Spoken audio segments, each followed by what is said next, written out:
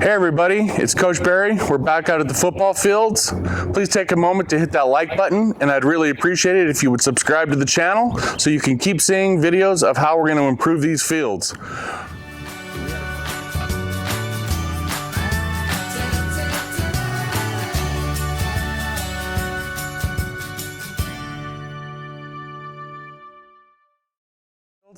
We had a great week of spring in the high to mid 70s all week long, and we come out this morning and right now it's 42 degrees and we had a nice little rain shower earlier, but today's my day off, so we're going to be out here and we get to mow. So we'll show you the new mower, but first let's go take a look at the grass. So as we can see, everything is greened up. You can see a bit of patchiness. I think that's some crabgrass, and there's definitely a lot of clover that's come through this year. We will spray the clover and the dandelions that have come through, but the crabgrass will just be a problem that we have to wait till next season. So as you can see here, there's quite a bit of this clover that has come into the field, as well as this thick-bladed grass, which I'm pretty sure is crabgrass. Again, clover we can spray out. There's also quite a bit of dandelions in the other field.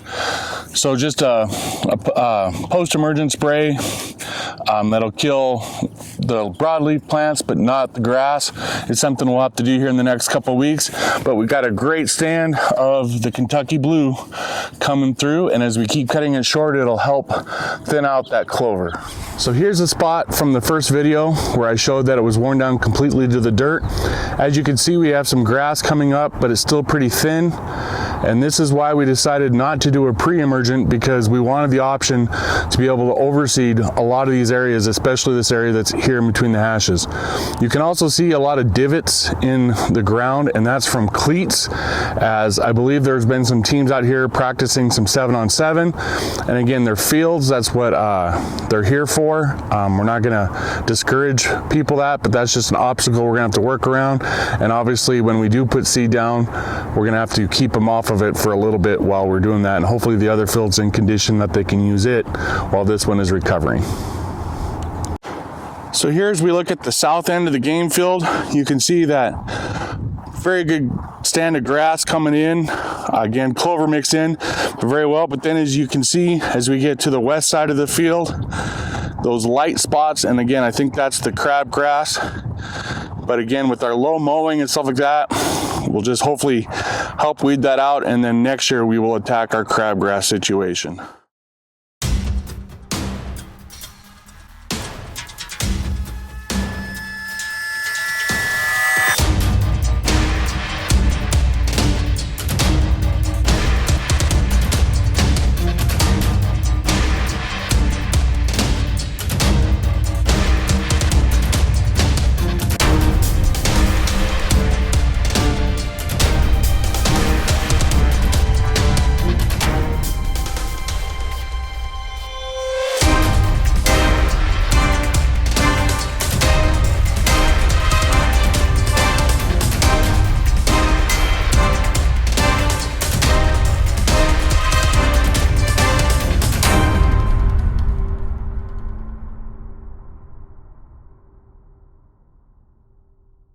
So one of the major changes that we are making this year is how high we're cutting our grass, or the height of cut.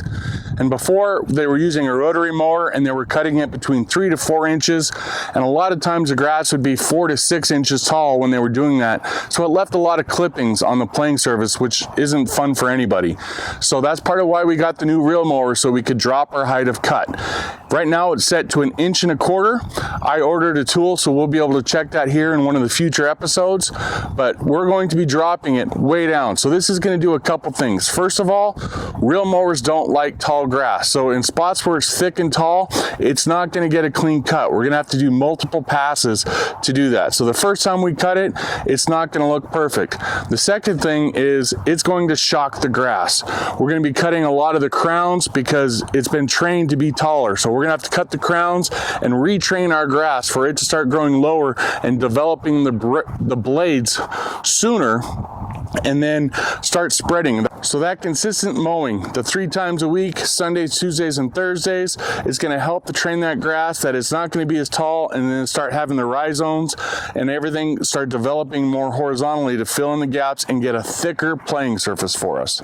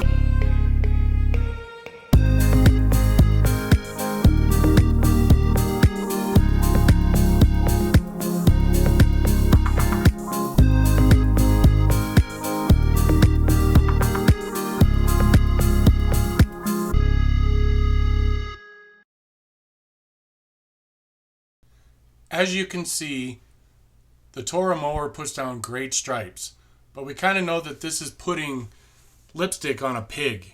From a distance it looks great, but when we get out on the lawn there's still a lot of work to do. So it does help that we get compliments from the students and the teachers and they see that someone is taking care of it. But again, it's nice, but it's not really what we are after.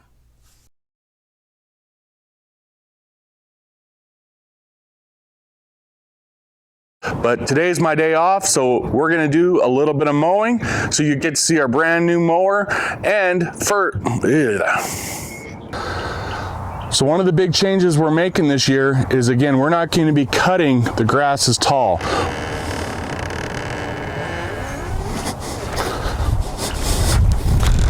I don't want a squeaking door.